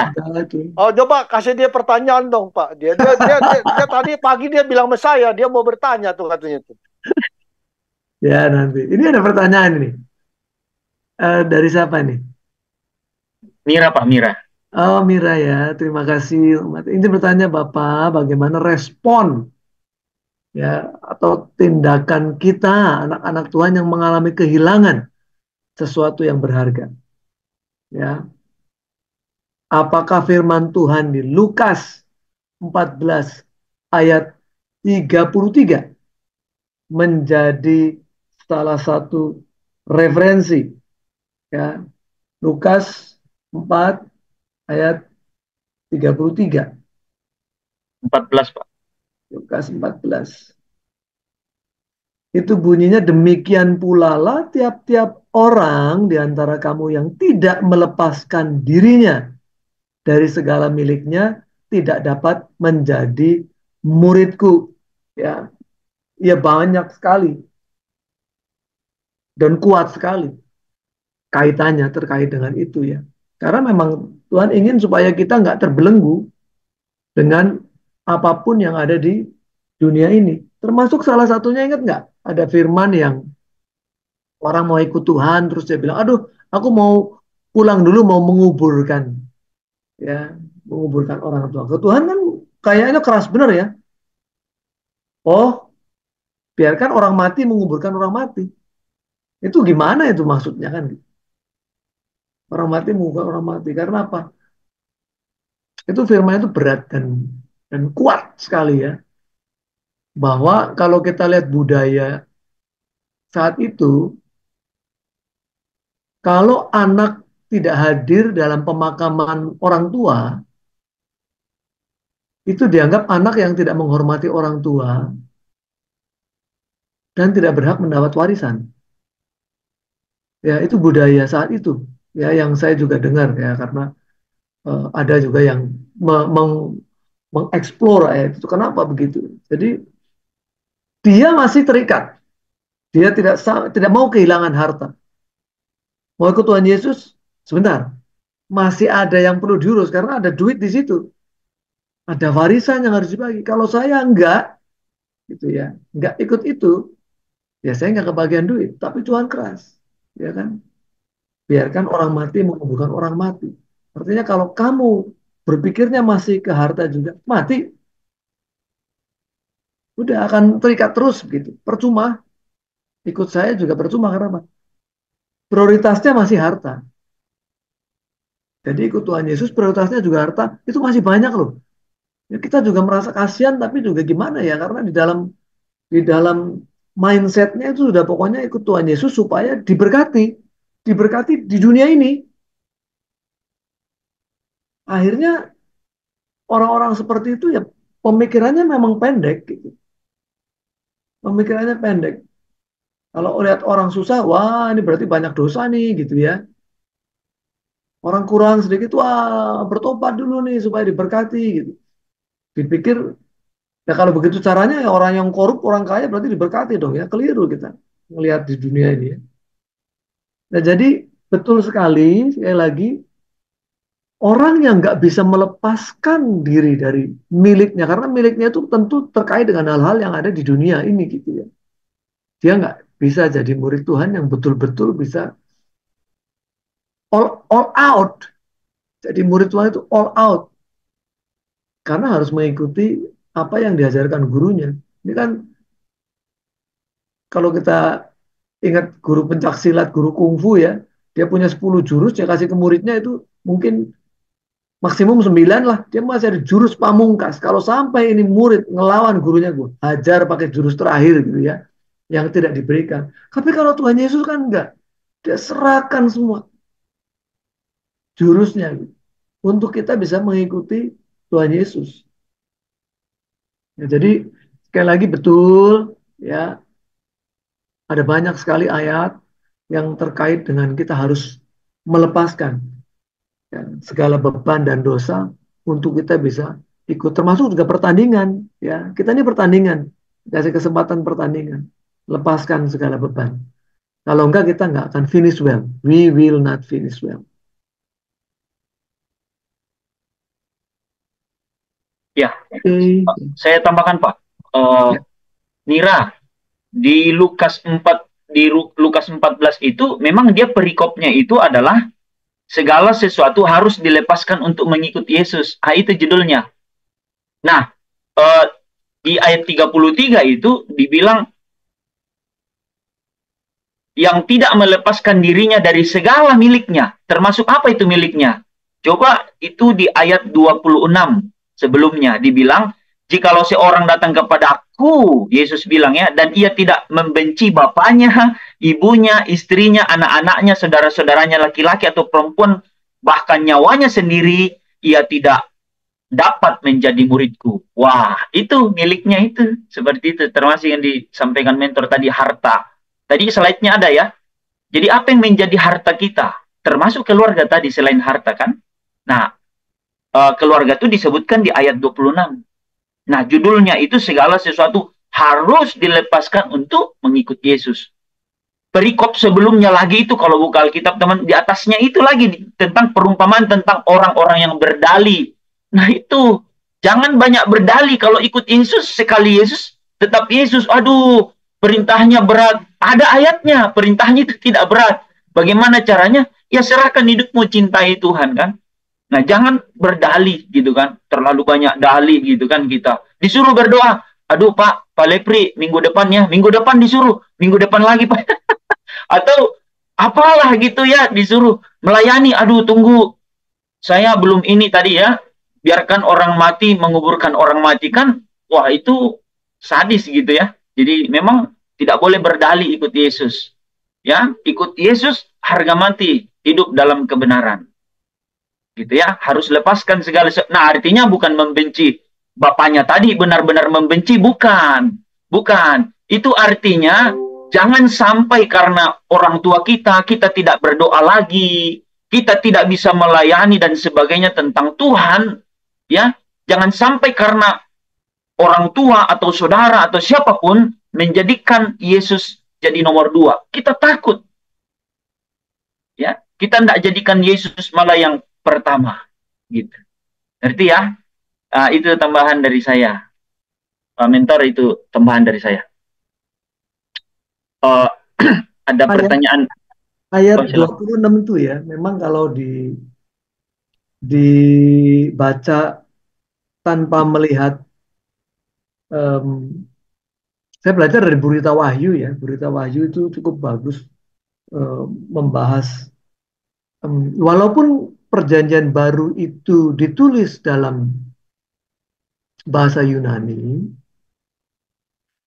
namun penulisnya itu tidak bisa lepas dari budaya Yahudi, karena penulisnya orang Yahudi, ya. Nah, kata membenci di dalam ayat 26 itu, di dalam konteks budaya Yahudi, kalau ada pilihan, ya, ada pilihan ya, ada beberapa pilihan, dan kita harus memilih satu, maka yang lain dianggap dibenci. Tapi bukan berarti dibenci itu kita menginginkan celaka atas apa yang dibenci. Hanya masalah budaya di sana, kalau begitu ada pilihan, kita memilih satu, yang lain itu bahasanya itu dibenci. Ya, tapi bukan berarti kita menginginkan celaka gitu. Oh, kita harus membenci ayah ibu, kita menginginkan celaka. Enggak, hanya masalah prioritas. Tapi kemudian bahasanya itu di sana membenci, tapi bukan bukan menginginkan celaka. Begitu ya. Jadi semoga bisa membantu memahami. Ada pertanyaan berikut Pak dari Yanti. Ya, tambahan dari Bapak Anton. Yang dimaksud itu prioritas dalam mengasihi. Tadi benar ya dari mentor kita Bapak Roni ya. Jadi ingat, itu konteksnya dalam budaya Yahudi. Jadi membenci di situ bukan artinya membenci supaya dia celaka, enggak. Dalam budaya Yahudi tadi udah disebutkan ya, seperti itu. Ya, lanjut ke pertanyaan Yanti. Satu, apa yang dimaksud dengan tidak setia dalam hal mamon? Kedua, mengapa orang kecewa dengan Tuhan saat orang yang dia sayang dipanggil pulang oleh Tuhan? Yang ketiga, mengapa orang merasa kehilangan Tuhan saat dia dalam banyak masalah?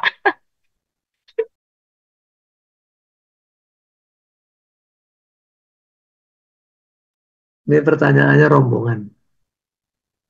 Bagus ya, kita encourage teman-teman untuk bertanya, karena pertanyaan dari teman-teman ya itu juga membuat kita juga berpikir gitu ya.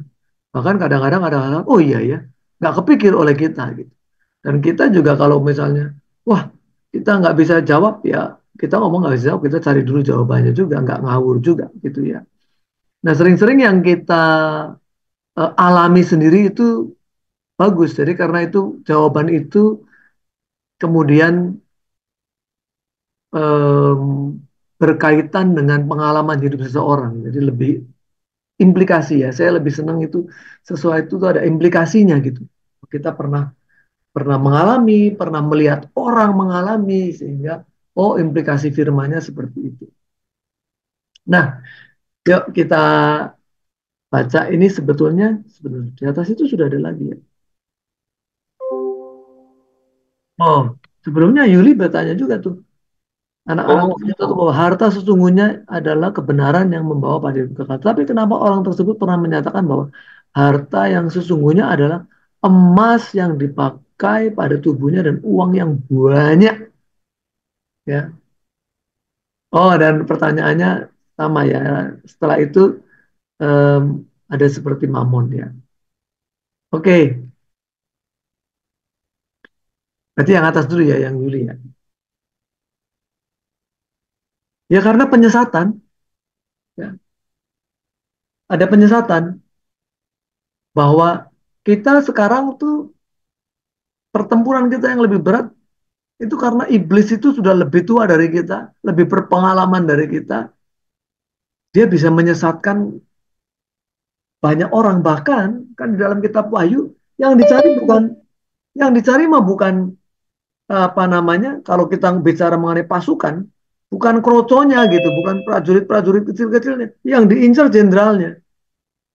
Maka ketika yang dihajar itu adalah bintang, sepertiga bintang di langit itu jatuh, itu kan nubuatan itu ditafsirkan yang jatuh itu pemimpin-pemimpin. Yang jatuh pemimpin-pemimpin karena begitu pemimpinnya jatuh, itu pengikutnya ikut jatuh. Contoh, contoh ya, kalau ada gembala jatuh dalam dosa gitu. Dosa apapun, dosa pakai duit jemaat untuk apa gitu ya. Dosa berzinahan lah, dosa apa lagi.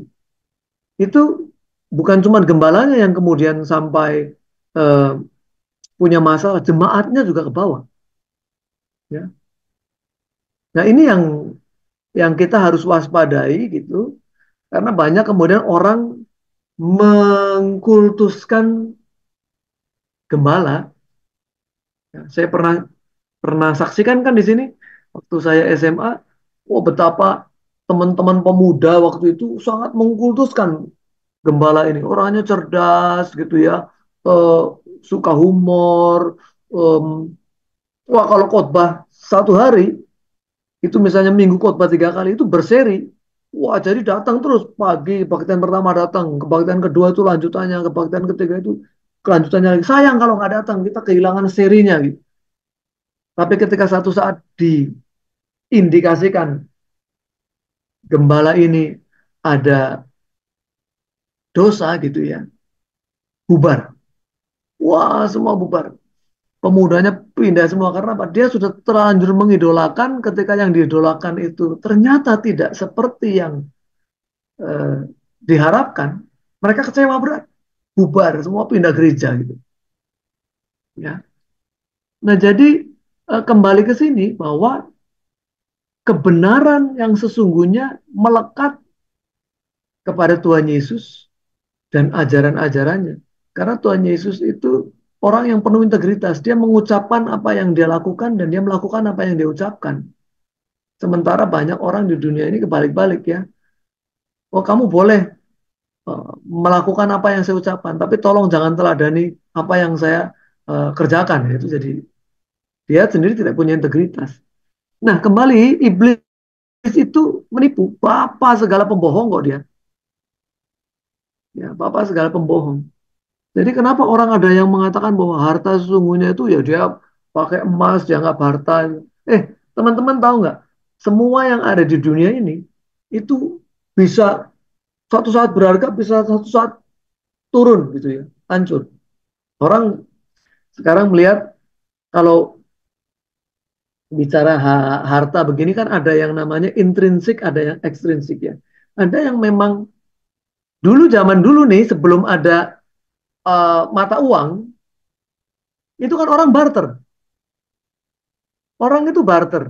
Barter itu ya barang yang melimpah yang dia bisa dapatkan dengan mudah dianggap kurang berharga. Dia mau tukar dengan barang lain yang lebih berharga. Contoh apa? Orang dari daerah pesisir pantai, dia melihat, ala ikan itu tinggal saya tebar jala aja saya dapat. Ya, buat dia ikan itu nggak terlalu berharga. Tapi buat orang-orang dari pegunungan, ikan itu berharga sekali. Maka dia berani menukar ya dengan sesuatu lagi yang menurut mereka di sana buah-buahan banyak gitu. Ya udah dia bawa turun buah-buahan segala macam tukar dengan ikan. Tapi dengan segala kerepotan akhirnya apa? Satu saat kesepakatan, hanya kesepakatan bahwa aduh repot bener ya. Masa saya mesti bawa barang begini, aduh capek gini aja deh. Saya pakai kesempatan saya tulis ya. Di atas kertas kalau nilainya 100 berarti bisa beli ikan 3, kamu bisa pakai ini juga bisa beli buah 10 gitu. Nah, tentu kesepakatannya itu harus di endorse. Wah, harus ada yang mengesahkan ini kalau enggak bisa saling saling apa namanya mengingkari gitu ya. Oh tadinya sepakat, oh enggak, menurut saya enggak begitu. Nah, harus ada yang menengahi. Menengahi itu kemudian muncullah ada bank sentral gitu ya, ada bank sentral. Mereka cetak duit, duit itu kertas, dikuas-kuas dibakar, nggak ada nilai intrinsiknya gitu. Tapi kok kita bisa menghargai itu? Karena kesepakatan, dan kesepakatan itu di endorse oleh bank sentral. Nah itu semua fana sekali loh teman-teman. Fana kok gitu. Duit begitu udah kebakar, hilang. Dah, mau apa? Cuma nangis. Fana banget. Dan ini semua apa? Gak bisa dibawa kok kita. Ketika kita meninggal, bedanya orang yang menganggap itu harta kan seolah habis meninggal, selesai.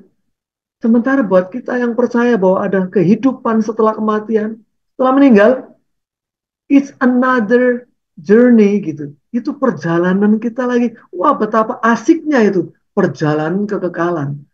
Dan sejak sekarang kita sudah menjaga harta yang sesungguhnya.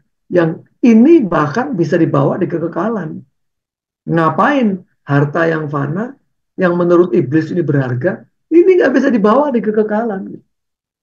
Itu kan masalah tipu menipu, pinter-pinternya iblis aja. Jadi ya udah ya, sekarang juga kita kemarin ada teman saya toko emas gitu, toko emas, sama-sama satu jemaat dulu. Toko emas terus dia bilang gitu, kalau nih, ini saya sekarang jadi agen eh, tas-tas mewah, branded. Kalau nih ayo, ini saya lagi ada diskon. Saya bilang, aduh, saya mau ngomong, aduh, salah sasaran gitu. Saya bilang, aduh, saya tuh sudah gak tertarik yang begitu-begitu gitu. Baru-baru kepikir gitu beli tas yang wah Louis Vuitton ya, Hermes ya. Ya, aduh, nggak tertarik sama sekali. Istri saya juga sudah nggak tertarik begituan gitu. Aduh, jadi ya udahlah.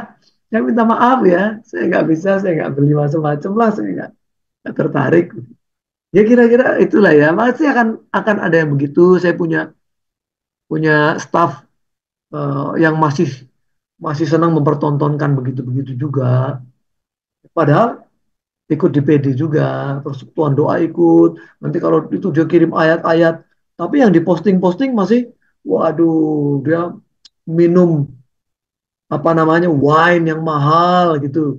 Dia foto, dia tunjukin, wah dia, aduh.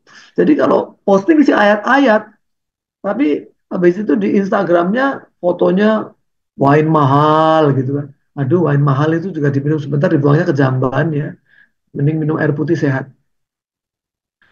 Em, itu ya semoga menjawab kenapa orang masih masih menyatakan hartanya ya dia emas dan sebagainya karena dia tersesat aja. Dia masih punya persepsi yang masih belum lepas dari tipu muslihat iblis ya. Mamon itu harta dunia. Mamon itu harta dunia. Jadi terkait dengan eh, pekerjaan misalnya begitu ya. Tetaplah kita harus bisa dipercaya. Mengelola harta dunia juga kita harus dipercaya, harus bisa dipercaya ya. Tapi sekali lagi kita tidak dikuasai oleh mamon. Kita harus memanfaatkan itu mamon. Kita mengutilisasi.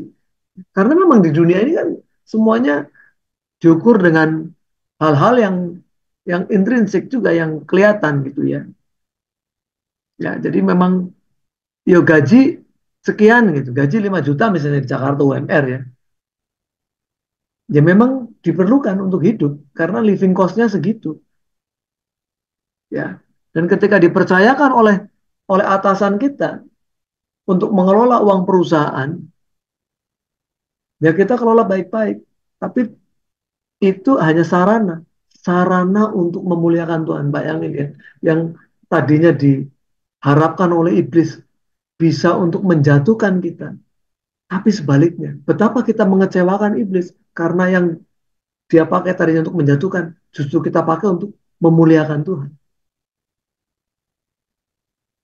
Ya, jadi itu sekarang menjadi pilihan kita. Ya, apakah kita bisa dipercaya untuk mamon, untuk harta dunia ini, atau lo kalau sama orang dunia aja nggak dipercaya, boro-boro kita jadi saksinya Tuhan, ya kan? Dikasih orang keuangan, dikasir, jadi kerja, jadi kasirnya Indomaret, kasirnya Alfamart, dia nyuri dari uangnya situ. Ya boro-boro dikasih kesempatan untuk mengelola mamon aja dia nggak mengelola dengan baik. Apalagi kemudian bisa membawa orang mencerminkan kemuliaannya Tuhan. Kita nggak jadi saksi. Itu tadi ya, jadi menjawab dua-duanya ya, apa kita harus setia eh, dalam hal mamon ya. Mamonnya sendiri dia benda yang tidak bernyawa gitu.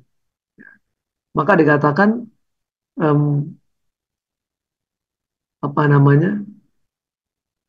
Tidak ada yang dapat mengabdi kepada dua Tuhan. Iya, itu mengabdi kepada dua Tuhan itu kan sebetulnya bahwa kita tidak mengabdi kepada mamon. Mamon itu dimanfaatkan. Kita hanya mengabdi kepada Tuhan. Gunakan mamon untuk kita gunakan kemuliaan Tuhan. Tapi dikatakan begini, bahwa akar segala dosa itu cinta uang. Akar dari segala kejahatan adalah cinta uang. Cinta uang ya, akar segala kejahatan ya. Itu cinta uang. Cinta uang loh ya. Bukan uangnya. Uangnya sih benda mati gitu. Tapi karena kamu mencintai itu. Nah, padahal kita pengennya kita sih mencintainya Tuhan, jangan mencintai uang gitu. Maka dengan mencintai Tuhan, uang itu nggak menjadi ikatan gitu. Ya. Mengapa orang kecewa dengan Tuhan saat orang yang dia sayang dipanggil? Ya itu kalau menurut kodrat duniawi itu umum, itu natural gitu. Itu natural ya. Karena kita sudah biasa ya, begitu tiap hari berdua, kemudian tiba-tiba satu nggak ada lagi. Ya kita merasa kehilangan, kita merasa kehilangan. Nah, pertanyaannya adalah sebetulnya bagaimana ya supaya kita nggak kecewa? Bagaimana supaya kita nggak kecewa? Itu tadi saya sudah mulai mulai melihat dari kacamata bukan bukan kefanaan, saya melihat kacamata kekekalan. Ini pasti hidup ini tragis kok. Ya, satu saat orang yang kita pegang erat tangannya masih hangat, itu mungkin menjadi dingin. Artinya dia akan meninggal gitu. Ya, akan meninggal. Kita sudah harus siap begitu sehingga apa nggak kecewa. Ya sudah, pun kita tahu kok pas satu saat begitu kita sudah expect for the worst gitu. Prepare for the worst. Kita sudah bersiap-siap untuk yang terburuk. Nah, kita jaga nih tubuh kita sehat. Oh tubuhnya sehat ya, olahraga nggak pernah sakit. Tiba-tiba jebret kecelakaan, tiba-tiba kecelakaan, kakinya buntung misalnya begitu. Loh, kita sudah jaga hidupnya sehat, tapi kenanya musibah, kaki buntung. Terus mau kecewa sama Tuhan. Kita ngomong hidup ini memang tragis. We prepare for the worst. Nggak ada yang bisa diharapkan semua berjalan mulus terus gitu ya. Tapi nggak ada alasan yang kita menyalahkan Tuhan. Maka kalau saya ngomong sama teman-teman, waduh, Pak, aduh saya tadi serempetan gitu ya. Saya bilang cuman di Jakarta itu, Jakarta khususnya misalnya gitu ya, ekstra hati-hati. Karena apa? Kita sudah hati-hati, orang lain nggak hati-hati. Maka kita cuma bilang ya ekstra hati-hati aja lah. Ya, karena kita sudah hati-hati, orang lain nggak hati-hati bisa kecelakaan juga. Oke, jadi gimana caranya supaya nggak kecewa? Just prepare for the worst. Hidup ini tidak ada yang sempurna di bumi. Ya, kita yang berjaga-jaga aja. Bagaimana menjaga hati nurani kita tetap bersih. Mengapa orang merasa kehilangan Tuhan? Orang merasa kehilangan Tuhan saat dia dalam banyak masalah. Dia merasa kehilangan Tuhan itu karena ketika dia berdoa kayaknya nggak dijawab-jawab. Aduh, masalahnya berat banget nih Tuhan. Kok Tuhan diam aja ya? Tuhan tolong dong Tuhan kasih tanda apalagi gitu ya. Minta tanda, tandanya nggak diberikan-berikan. Gitu. Dia bilang, kok Tuhan nggak dengerin gitu ya? Dia merasa kehilangan Tuhan. Tapi sebetulnya apa? Karena dia menuntut Tuhan menjawab menurut apa yang dia mau. dia mencoba mengendalikan Tuhan. Waktunya Tuhan mencoba dikendalikan, cara menjawabnya dia coba mengendalikan Tuhan, dia coba mengatur Tuhan. Maka kemudian ketika dia tidak sesuai, ya Tuhan menjawab tidak sesuai dengan harapan dia, dia merasa kehilangan Tuhan. Aduh, kok Tuhan nggak jawab ya? Karena Tuhan jawab dengan cara yang lain, yang mungkin butuh waktu. Satu saat dia baru kemudian, ternyata Tuhan luar biasa ya. Jawabannya Tuhan dengan cara seperti itu. Kalau nggak seperti itu, mungkin saya jadi sombong. Mungkin saya malah jatuh. Gitu. Mungkin ada hal-hal yang lain yang justru tidak tidak jadi lebih baik gitu. Ya, maka banyak orang kemudian mulai mengatakan begini ya, kalau saya disuruh mengulangi hidup ini, mungkin saya akan tetap memilih pencobaan-pencobaan yang sama yang saya harus lewati. Kenapa? Karena itu yang kemudian membuat saya bergantung penuh pada Tuhan. Jangan-jangan kalau saya, aduh, saya jangan dong masalah yang itu. Kalau saya boleh ngulangi hidup ini, masalah yang itu jangan terjadi deh. Yang itu yang memalukan jangan terjadi deh. Malah mungkin kamu tidak menjadi orang seperti yang sekarang kemudian bergantung kepada Tuhan. Jadi ada beberapa orang yang mengatakan kalau saya harus mengulangi hidup ini, saya tetap bersyukur saya melewati masalah yang sama. Karena masalah itu kemudian membentuk hidup kita. Masalah itu membentuk hidup kita. Ya, jangan kecewa. Oke, udah banyak ya. Terima kasih udah banyak sekali dibantu. Terima Jangan kasih kecewa Pak. Yanti. Ternyata udah lewat dari jam 10 udah Pastor Lebru. Hari ini asik Jangan banget. kecewa Yanti ya. Tadi yang nomor 2 itu mengapa orang kecewa itu tadi mentor kita udah bilang kalau tadi harusnya Bapak Tadus kesaksian Bapak mentor. Jadi yang kecewa dengan Tuhan saat orang yang dia sayang dipanggil pulang Tuhan kan mentor kita udah bilang tadi. Sudah sejak saat ini sudah berdoa supaya mengubah pola pikir bahwa yang anak yang ada di mentor kita itu adalah punya Tuhan. Jadi suatu saat dia yang lebih duluan dipanggil pulang, ya harus punya keyakinan bahwa itu punya Tuhan. Nah tadi saya ingat Bapak Tadus, Bapak mentor, itu 1 tahun lalu dipanggil pulang. Anak yang sangat luar biasa. Umur berapa Bapak Tadus SD ya? Umur 11 tahun. 11 tahun. Dan dia jualan, dia bantu orang tua, dia aduh itu kalau mau ngomong kembali. Tapi puji Tuhan sebelumnya itu memang di Zoom Bapak Tadus dan Bu Lina dikasih lagu itu. Dikasih lagu untuk mengcover, tapi belum tahu apa yang mau terjadi. Itu lagu apa lagi Bapak? Lupa gimana? Dalam perjalanan hidup ini, banyak yang harus kita lewati. Gimana refnya lagi Pak? Dalam perjalanan hidup ini, banyak Refnya gimana? hanya Oh ya, hanya Tuhan yang paling mengerti. Wah, Bapak Roni, itu waktu kejadian itu, wah kita sadar, wah ini Tuhan udah kasih lagu di depan. Gitu. Saya ke Kupang itu Pak, waktu itu. Wah, luar biasa ya.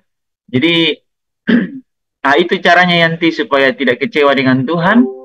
Ya, jangan jadikan apapun di dunia ini termasuk anak, istri. Kamu belum punya anak, maaf ya. Belum punya. Tadi saya, kamu belum punya anak toh ya, maksudnya. Jangan jadikan apapun di dunia ini kita genggam erat gitu. Maksudnya, ya kayak saya punya anak. Ya tadi saya harus belajar seperti, tadi waktu ibadah saya lagi berdoa juga.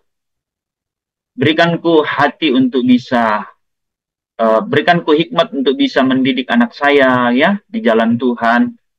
Berikan saya pengertian gitu kan. Jadi kita harus seperti mentor bilang tadi bahwa apa yang kita miliki itu Tuhan punya, bukan kita punya. Ya, gitu. Supaya kita tidak kuciwa bahasa Jepang ya. Kecewa maksudnya ya. Bahasa Indonesia kecewa. Kita bikin tertawa dikit supaya di jam-jam segini kita bisa rileks ya. Oke. Yang jelas Yanti tadi, ya nomor 2 itu jangan sampai terjadi ya. Ingat bahwa dunia orang mati juga dengan dunia orang hidup itu sudah tidak ada hubungan ya. Oke, kita tutup dalam doa. Bapa, kami berbahagia karena dari awal sampai akhir, bahkan di sepanjang pemberitaan firman-Mu, sungguh-sungguh hati kami terbuka, mata kami sungguh-sungguh tertuju kepada Tuhan. Dan kami sungguh-sungguh dibukakan dan mengerti akan setiap kebenaran firman-Mu malam hari. Biarlah sungguh-sungguh kami mencintai firman-Mu lebih dari segalanya. Kami menjadikan kebenaran firman-Mu itu harta kami yang abadi. Harta kami yang kami jaga, kami terus cari untuk supaya kami kaya di dalamnya. Kami harus kaya di dalam harta kami, yaitu kebenaran firman Tuhan. Karena di mana harta kami berada, di situ pula lah hati kami berada. Ketika kami menjadikan firman Tuhan, kerajaannya, dan Tuhan dan kerajaannya, dan firman-Nya itu menjadi harta kami, maka di situ jugalah hati kami berada. Tarik kami lebih lagi, bukakan, singkapkan jauh lebih dalam, lebih kuat, ya Roh Kudus, supaya kedepannya kami sungguh-sungguh menjadi manusia-manusia Allah, anak-anak Allah, yang sungguh-sungguh selalu bergaul karib dengan kebenaran firman, supaya kami semakin serupa dengan Yesus Kristus, Putra-Mu yang tunggal, yang sudah menjadi sulung di antara banyak saudara. Roma 8 ayat 29, untuk itulah kami dipanggil oleh Allah Bapa di sorga untuk kami menjadi serupa dengan Yesus Kristus, yang sudah menjadi sulung di antara banyak saudara. Artinya kami adalah saudara di dalam Yesus Kristus, dengan Yesus Kristus, dan Yesus Kristuslah yang menjadi sulung yang pertama, yang memberikan kami teladan, yang kami harus ikuti jejaknya, yang kami harus jadikan harta kami, supaya kami semakin serupa dengan Yesus. Dan keberkenanan kami di hadapan Bapa di surga adalah ketika kami semakin serupa dengan Yesus Kristus. Terima kasih Bapa. Biarlah setiap kebenaran firman-Mu malam hari ini meteraikan di dalam hati pikiran kami, supaya kami terus dipagari, disucikan, dikuduskan oleh setiap kebenaran firman. Hamba-Mu yang terkasih, mentor kami Bapak Roni, Tuhan pakai lebih lagi. Biarlah Engkau pakai terus menyampaikan apa yang menjadi kehendak-Mu bagi kami untuk disampaikan di dalam Zoom Discipleship setiap bulan ya Bapak. Biarlah Engkau berikan kekuatan kesehatan, dan Engkau berkati segala sesuatu yang dikerjakan oleh kedua tangannya dalam kekudusan kebenaran. Engkau buat berhasil dan beruntung. Engkau berkati apa yang dikerjakan perusahaan yang dipimpinnya, segala sesuatu yang dikerjakan Engkau buat berhasil dan beruntung. Terima kasih Bapa di sorga. Biarlah tangan-Mu, kehadiran-Mu, dan berkati seluruh kehidupan kami malam hari ini. Sebab kami tidak bisa berjalan tanpa Engkau. Kami minta Engkau menyertai kami, memulihkan setiap keadaan hati kami, pikiran kami, supaya Engkau dapati kami semakin serupa dengan Yesus Kristus, Putra-Mu yang tunggal. Terima kasih Bapa. Di dalam nama Tuhan Yesus, saudara yang diberkati kebenaran firman Tuhan, yang adalah harta-Mu dan hartaku yang abadi, sama-sama kita katakan. Amin. Amin, amin. Amin, amin. Amin. Terima